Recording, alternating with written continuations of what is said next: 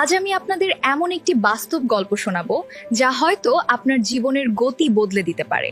একজন দরিদ্র ছেলে, নাম বলছি না, আচ্ছা ধরুন রাহাত।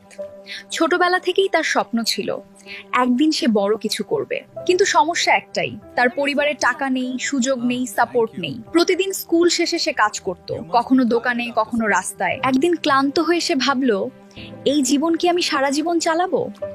ঠিক সেই দিন তার জীবনে একটা ঘটনা ঘটে। একজন বৃদ্ধ তাকে বললেন, তুমি কষ্ট করছো ঠিকই, কিন্তু তুমি কি নিজের স্বপ্নের জন্য কষ্ট করছো? এই একটা প্রশ্ন রাহাতের মাথায় ঘুরতে থাকলো। সেদিন থেকে সে সিদ্ধান্ত নেয় প্রতিদিন অন্তত 2 ঘন্টা নিজের স্বপ্নের জন্য কাজ করবে। ধীরে ধীরে সে নতুন স্কিল শিখতে শুরু করলো। শুরুতে কেউ বিশ্বাস করেনি, কিন্তু সে থামেনি।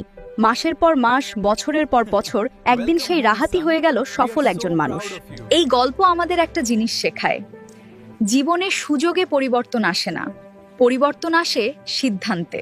আপনি আজ যেখানে আছেন সেটা আপনার অতীতের ফল, কিন্তু আপনি কাল কোথায় থাকবেন সেটা নির্ভর করে আজ আপনি কি সিদ্ধান্ত নিচ্ছেন তার উপর। তাই আজই সিদ্ধান্ত নিন, আপনি কি শুধু বেঁচে থাকবেন নাকি নিজের স্বপ্নের জন্য লড়বেন, কারণ আপনার জীবন বদলানোর চাবি আপনার হাতেই। ভিডিওটি ভালো লাগলে লাইক দিন আর চ্যানেলটি সাবস্ক্রাইব করে পেজটি ফলো দিয়ে সাথে থাকুন।